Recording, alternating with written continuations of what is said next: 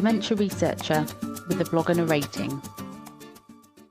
Dear Scientist, this post was originally called Women in STEM, but I've decided I don't like that. It's like saying female teacher or female comedian. What does it matter? It should just be about the job. But sadly, too often, it isn't. This isn't going to be a moan. This is going to be an outline of the state of play. The state-of-the-art section in a grant, if you will, where I get to highlight the amazing work women are doing in STEM at the same time as highlighting the problems they still face. Let's start all the way back with Socrates. The ancient Greek philosopher was meritocratic in nature, believing that roles in a society should be allocated based on virtue, not on gender or social standing. This attitude should have meant that women occupied half of all positions of power. But for some reason, this was the one bit of teaching that went awry from both his successors, Plato and Aristotle, who believed that women were inferior to men and their role was essentially to play house, cooking, babies, etc. Gerda Lerner, an author and expert on the subject, believes this is the start of the patriarchy. And to some degree, we're still stuck there. I have female friends with children who say there is this assumption that if their children are sick, they are the ones who should go home and care for them. There is recent data, that says women still spend 30 to 50% more time on housework than men. It's 2021, guys. I know vacuuming is dull, but seriously? So, we're definitely not there yet. But who has inspired us on the way to where we are, and how do we get to the ideal meritocratic society Socrates was hoping for? If you Google historical women in science, you get so many different lists. Pretty much all of them have Marie Curie on them, and Ada Lovelace, but if you go deeper, you start to discover others with equally amazing stories. Katherine Johnson was brought to the fore in Hidden Figures, epitomizing the diligent and hard-working women who are often unrewarded and unrecognized. Sophia Jex-Blake is less well-known and represents the opposite end of the spectrum, women who are litigious and outspoken about their rights. So determined was she to attend medical school in the mid-1800s that she sued people to get in, and didn't technically graduate from the first school she attended until over 100 years after she died. And I will be forever grateful to these women. Their struggles allowed me to get to where I am today, where we are today. They allowed me to go to university, to develop political opinions and vote, to get a PhD and work in academic research. And now I'm here, it's other women who help and inspire me to stay. Marion Wright Edelman said, "You can't be what you can't see." And to some degree, we've definitely got slightly beyond that. But for me, a better phrase would be, you can't be what you haven't experienced. You need to have worked under or with an inspirational woman. Someone who picks up those around her and carries them along. Someone who credits the achievements of their juniors. Someone who says we're all in this together, let's work as a team rather than trying to compete.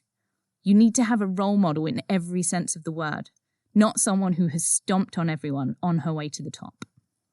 Because our labs are not just full of old white men anymore. We have all races and all genders. Perhaps not represented to the degree they all should be, but progress has been made. Women run labs and departments in universities. But the numbers are not where they might be. Only 20% of professors at UK universities are women. If we look at statistics from a major UK funder, we can see that fellowship applications seem to be evenly balanced between the genders. But for research and programme grants, those applied for at the stage where researchers are becoming more established, the balance is skewed in favour of male applicants, with one table I looked at saying 74% of programme grants awarded were given to men. And this table could be considered the be-all and end-all, the straw that broke the camel's back. But actually, there's a column of figures to the left of the successful applications, which is potentially more interesting. It is entitled Number of Applications. For the programme grants, the numbers are even more skewed than the success rates. Less than 20% of applications for large programme grants were by women. If you're a math whiz, you'll see that based on those numbers, actually women who do apply seem to be slightly more successful than men who apply. But broadly, they're not applying. And I couldn't find any decent academic literature on this. Don't get me wrong, there is lots of really good literature on the lack of women in tenured academic positions, but none of them seem to understand why this is the case. The broad consensus seems to be that at some point women just go, yep, this isn't really for me. The hours, the lack of stability, the politics all clash with their want for a decent living, decent family time, and a decent life, and so they jump ship. If I was being very politically incorrect, I could say the reason we have a gender gap at the professorial level is simply because men are more pig-headed than women. But actually, there's a whole ton of subtle bias which creeps in insidiously.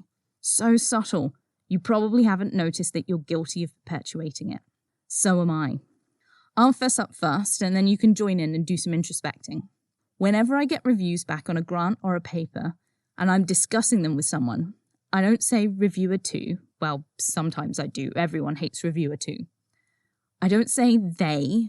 I don't say the reviewer. I say he. Not all the time, but a lot of the time. He didn't like this. Or he wants us to do a bunch of extra experiments. I know women are scientists. I am one. So why am I doing this? If you're an angelic being and you're not doing this, then the internet is. And I will allow you to test this theory for yourself. Hit up Google Images this time and try searching for cartoon scientist. Of the first 20 images that are a single figure rather than a group, only 3 are women. And all of the 17 men depicted are white and old. Apparently, you can only be a scientist if you look like Einstein. Beyond these subtle biases which hover in the background, there is actual literature on both male and female writing and leadership styles which potentially point towards a lack of success.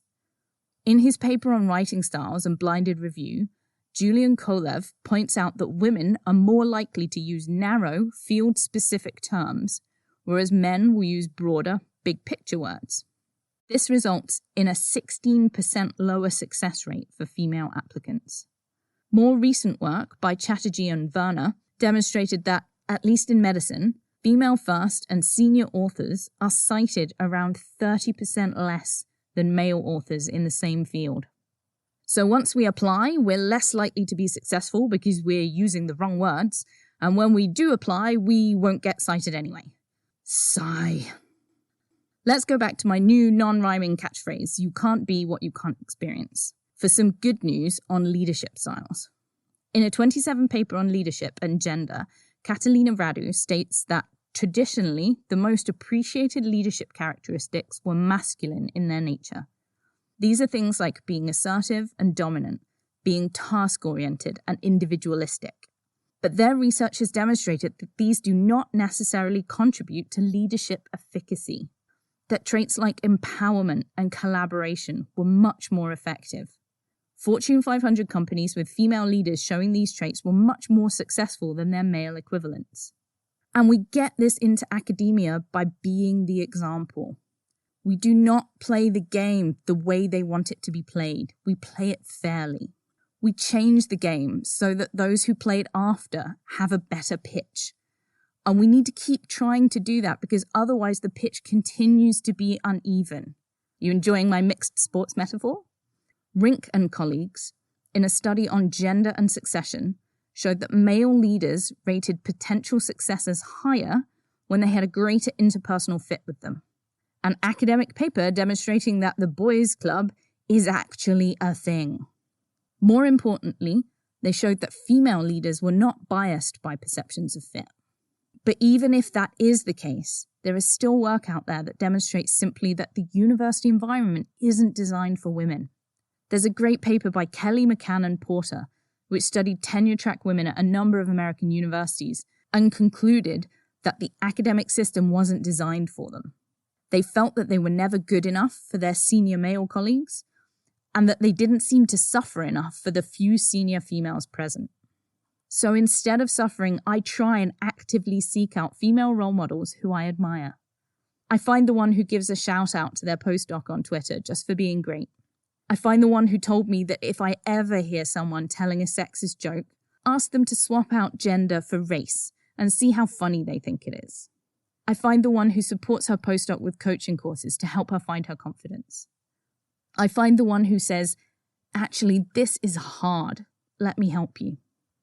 To stand on the shoulders of Katherine Johnson, Sarah Jex Blake, Ada Lovelace, Marie Curie, and the countless others too numerous to mention, we need to support each other. As Gloria Macapagal Arroyo, 14th President of the Philippines, said, "The power of one, if fearless and focused, is formidable, but the power of many working together is better." Thank you for listening. Join the Dementia Research bloggers and share your own views.